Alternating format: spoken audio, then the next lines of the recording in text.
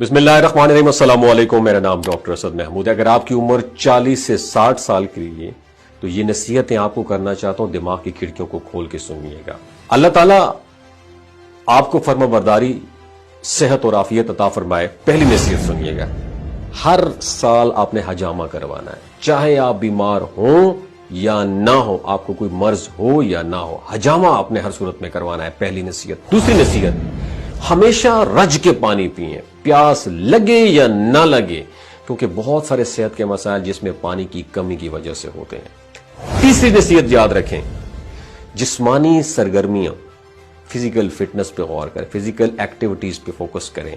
चाहे आप मसरूफ हो, अपने जिस्म को हरकत जरूर दें। वो चलना फिरना हो, वो तैराकी करना हो, वो वर्जिश करना हो, जिस सूरत में भी हो आपको हरकत करनी चाहिए, क्योंकि याद रखिए 40 साल के बाद बुढ़ापा आपकी टांगों से शुरू होता है। चौथी नसीहत, खाना कम कर दें। अगर आपकी 40 साल से उम्र ज्यादा, खाना कम कर दें। नबी करीम सल्लल्लाहु अलैहि वसल्लम ने फरमाया, आदमी के लिए चंद लुकमे ही काफी हैं जो उसकी कमर को स्ट्रेट सीधा रख सकें। ज्यादा खाने से परहेज करें, इसमें किसी किस्म की कोई भलाई नहीं। 80-20 रूल पे फोकस करें, 80% खाएं, 20% छोड़ दें। आप भूख रख कर खाना खाएं, कभी बीमार नहीं होंगे। पांचवी नसीहत, जितना मुमकिन हो गाड़ी का इस्तेमाल ना करें। जब तक जरूरत ना हो अपने मकामात तक पैदल चल कर जाएं, जैसे दुकान तक पैदल चल के जाएं, मस्जिद तक जाएं, किसी से मिलना हो तो पैदल चल के जाएं। छठी नसीहत, गुस्से को हमेशा पीछे छोड़ दें। गुस्सा और फिक्र आपकी सेहत को खत्म करते हैं और आपकी रूह को कमजोर करते हैं। अपने आप को ऐसे लोगों के साथ जोड़े रखें जो आपको पुरसकून रखें। सातवीं नसीहत, जैसा कि कहा जाता है, अपने पैसे को धूप में रखो और खुद साए में बैठो।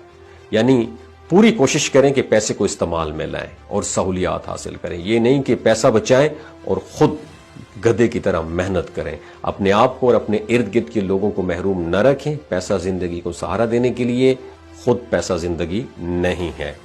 दोस्तों, आठवीं नसीहत याद रखें, अपनी रूह को किसी के लिए, किसी ऐसी चीज के लिए जिसे आप हासिल नहीं कर सकते, या किसी ऐसी चीज के लिए जो आप हासिल ही नहीं कर सके, अफसोस में ना डूबने दें। इसे भूल जाएं।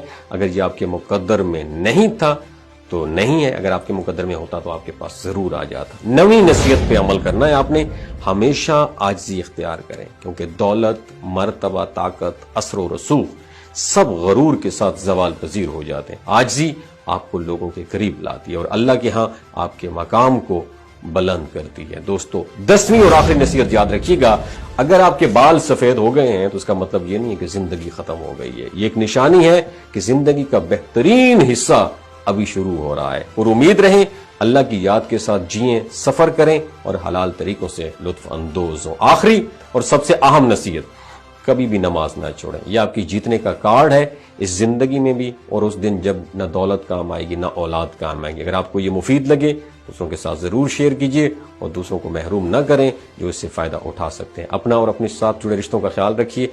अल्लाह हाफिज। हुजूर खातमुन नबीयीन हजरत मोहम्मद मुस्तफ़ा सल्लल्लाहु अलैहि वसल्लम का इरशाद है कि लोगों में सबसे बेहतरीन वो है